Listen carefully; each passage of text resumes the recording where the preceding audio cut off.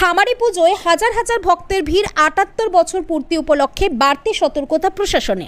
প্রতি বছরের মতো এবছরও শক্তিপুর থানা বেলডাঙ্গা 2 সোমপাড়ায় খামারি পুজো কমিটির উদ্যোগে খামারি পুজোর আয়োজন করা হয়। এই খামারি পুজো উপলক্ষে হাজার হাজার ভক্তের সমাগম ঘটে মন্দির চত্বরে।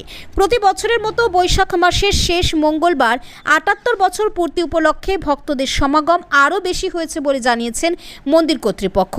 সকালের দিক থেকে ভক্তদের সমাগম সবথেকে বেশি হয়, কারণ মন্দির চত্বরে বর্ণাঢ্য শোভাযাত্রা র্যালি বের করা হয়। এই র্যালিতে পায়ে পা মেলান ছোট থেকে বড় সকলেই। ভক্তদেরকে সকাল থেকে শরবত এবং খিচুড়ি বিতরণ করা হয়। নিরাপত্তা নিশ্চিত করতে প্রশাসনের পক্ষ থেকে নেওয়া হয় কড়া নিরাপত্তা ব্যবস্থা। ব্যাপক সংখ্যক পুলিশ মোতায়েন করা হয় ভাগীরথী নদী থেকে মন্দির চত্বর অবধি, যাতে কোনো অপ্রীতিকর ঘটনা না ঘটে। মুর্শিদাবাদ নিউজ টাইমসের পর্দায় খামারি পুজো কি, বৈশাখ মাসের শেষ মঙ্গলবারে কেনই বা হয় খামারি পুজো, শোনাবো আপনাদেরকে। মুর্শিদাবাদ নিউজ টাইমে সকলকে স্বাগত। এই মুহূর্তে যে ছবি আপনারা দেখতে পাচ্ছেন, শক্তিপুর থানা বেলডাঙ্গা 2 এর সোমপাড়াতে আজকে খামারি পুজো। প্রতি বছর এখানে আনুষ্ঠানিকভাবে এই খামারি পুজো উপলক্ষে বৈশাখ মাসের শেষ মঙ্গলবারে এখানে খামারি পুজো হয়ে থাকে। আর এই খামারি পুজো উপলক্ষে এখানে বিভিন্ন এলাকা থেকে ভক্তরা কিন্তু এখানে আসে পুজো দেওয়ার জন্য। আজ সকাল থেকে শোভাযাত্রা বার হয়েছে, শোভাযাত্রায় পা মিলিয়েছেন, কেমন অনুভূতি লাগছে? অনুভূতি তো ভালোই লাগছে। আমাদের বছরে 2 দিন হয়, একমাত্র কালী পুজোতে হয় আর এই বৈশাখ মাসে জল ঢালা হয়। আমাদের এটা আনন্দের সাথে দিন। বিগত বছরে থেকে এবছরে শোভাযাত্রা কেমন হবে? প্রত্যেক বছরই আমাদের খুবই আনন্দের সাথে আমরা পালন করি এটা প্রত্যেক বছর। কি নাম আপনার? আমার নাম ফাল্গুনি পাল।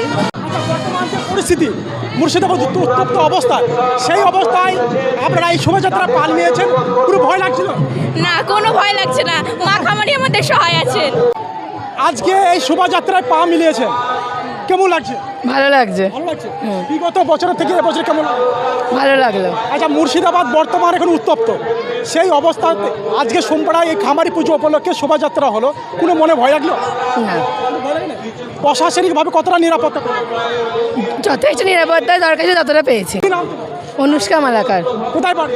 এই পরিতাপাড়ায়। প্রতি বছর বৈশাখ মাসের শেষ মঙ্গলবারে আপনাদের এখানে আনুষ্ঠানিকভাবে ঘটা করে বেশ এই খামারি পুজো হয়। অ্যাকচুয়ালি খামারি পুজো বলতে কি বোঝাচ্ছে? খামারি পুজো মানেটা কি? খামারি পুজো মানে হচ্ছে এখানে মা খামারি বলে একটা কালী মন্দির আছে। এই কালী মন্দিরটা প্রায় পুজোটা বহুকালীন, কিন্তু এই বৈশাখী পুজো কমিটির সূচনা হয় 1947-এ, 47 সালে স্বাধীনতার পরে। কারণ এই মুর্শিদাবাদ জেলাটা 3 দিনের জন্যে পাকিস্তানের অন্তর্গত হয়ে গিয়েছিল। পরে 3 দিনের পরে যখন ভারতের স্বাধীনতা আমরা পাই, তখনই এখানকার মেয়েরা, উদ্যোগী লোকেরা এটাকে বৈশাখী পূজা হিসাবে চালিত করেছে। তখন থেকে চলছে। এই বর্ষটা বোধহয় 78তম বর্ষ। এই বছরই আমাদের চলছে। প্রতি বছর এইভাবেই আমাদের পুজোটা প্রতি মঙ্গলবার, বৈশাখীর শেষ মঙ্গলবারে আমরা নির্দিষ্ট দিনে আমরা করে থাকি। কত বছর থেকে পুজোটা হচ্ছে? এই পুজোটা হচ্ছে, বৈশাখী পুজোটা হচ্ছে ৭৮ বছর হয়ে গেল। 1947 সালে যখন ভারত পাকিস্তানের যখন যুদ্ধ হয়, আমাদের এখানে 3 দিন পর স্বাধীনতা হয়েছিল। সেই সময় আমারই দাদু 101টা ঢাক দিয়ে তোর মাকে মেনেছিল।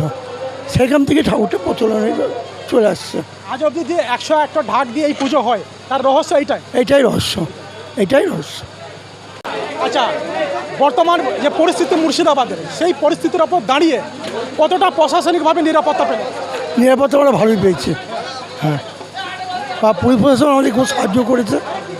আর আমরা অ্যালার্ট আছি পূজা সম্পর্কে, যাতে কোনো ক্ষতিকর না হয়, আমরা সেই জন্য অ্যালার্ট হয়ে যাচ্ছি। আর প্রশাসন আমাদেরকে প্রচণ্ড সাহায্য করেছে। খামারি পুজোটা এটা দীর্ঘদিন ধরে হয়ে আসছে।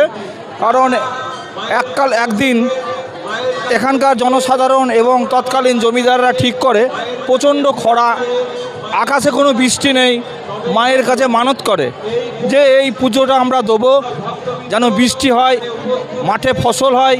সেই মানসিক করার ফলে যখন বৃষ্টি হয়, তারপর থেকে এই পুজোটা আমাদের প্রচলন হয়েছে বৈশাখ মাসের শেষ মঙ্গলবার। আনুমানিক 150 বছরের ওপর খুব কম করে হবে। দীর্ঘদিন ধরে এই পুজো হয়ে আসছে। এই মন্দিরের আশপাশে মানে কেবলমাত্র সোমপাড়া লোকেরা আসেন, অন্য এলাকা থেকে ভক্তরা আসেন? এই মন্দিরে রামনগর থেকে কামনগর এই এলাকার যত এলাকা আছে, দরকার হলে 10টা গ্রাম এই পুজোতে অংশগ্রহণ করে।